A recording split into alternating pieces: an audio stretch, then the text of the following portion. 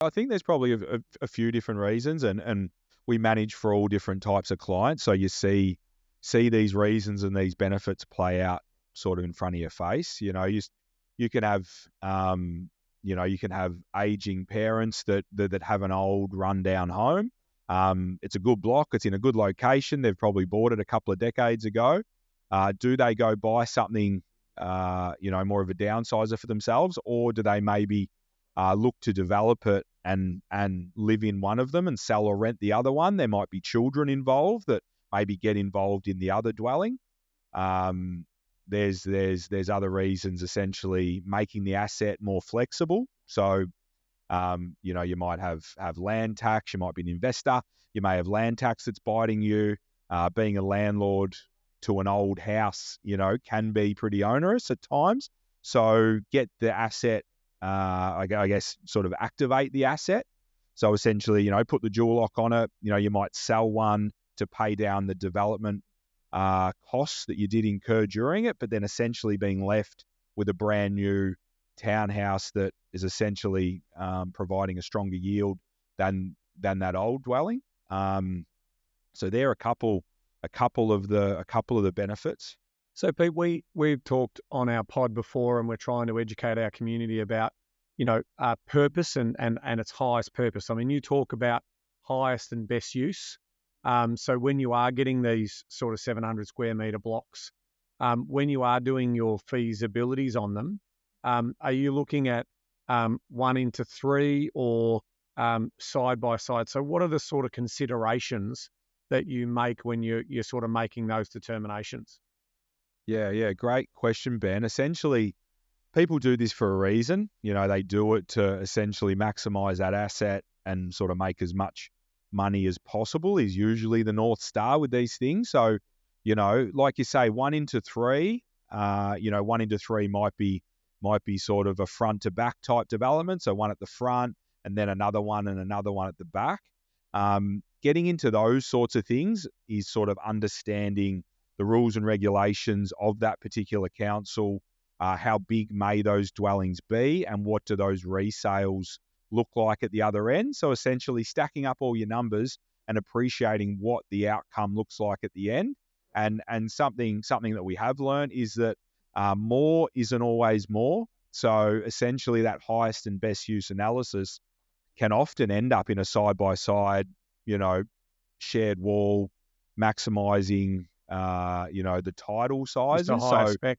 Yeah. Yeah. Higher spec, minimizing common property. So those front to back ones, you'll have a common drive down the side, which obviously is land that won't live on any of the titles. It will be common.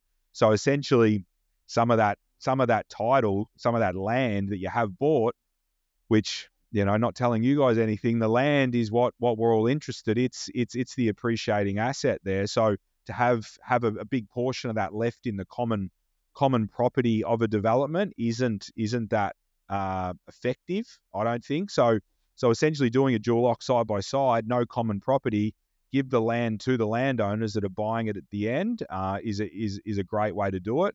But essentially your numbers don't lie with this stuff. So doing a side by side as an example, seeing what those resales look like versus the resales of a front to back townhouse will start to show you what is the highest and best use.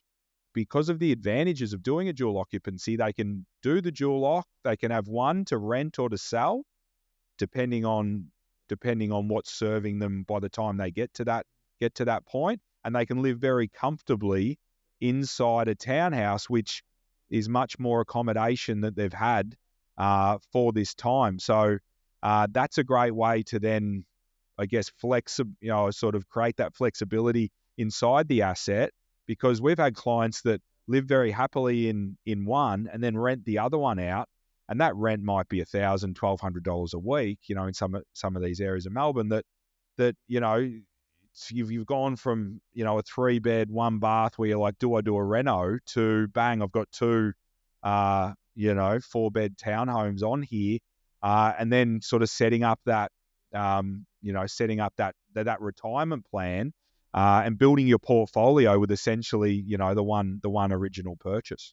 And that's that beautiful story of that highest highest and best use story, in the sense that we refer to that as productive use. And I heard you earlier talk about sitting on, large lot of land, paying really high land tax because the land to asset ratio is lower. What you've been able to do in that example there, if they did turn it into a rental property, is, the land portion is now 50%. So that's going to reduce the land tax, but you've now got income coming off the top of that. Can you give us a bit of an idea in terms of mastering site selection? So what are the sort of things that we should be looking for in a very sort of fundamental way? Yeah. So, you guys fall, across property, and a lot of those, a lot of it has overlap, so we look for orientation, we look for, what street it is, what suburb it is, what are we in walking distance to? Have we got trains? Have we got, prominent school zones? Have we got parks? Have we got villages? All these sorts of things go into that early due diligence and sort of feasibility stage, which then helps us, I guess, make a decision. But I guess the things and the overlays that happen when it comes to property development, you start to get into your front setbacks, you start to get into your side setbacks, you start to get into, is there an overlay on that site and in that particular area that may hinder you doing a successful development. So you sort of start to get into the nuances of trying to get a development onto that site. And then it comes down to how, right into the detail. And it's super important that people can get this right before they purchase, figuring out exactly how big will these dwellings be, because that will have a huge impact on your resale numbers. So buying something that you think can get 2 on it, that's fine. But the difference between a 2-bed, 3-bed, 4-bed, it's all gonna come home to roost when you're there at the end and looking to get the resales to make it a successful development. So it is super important that getting into this, you have got definitely some trusted people in your corner, from potentially a town planner, a designer.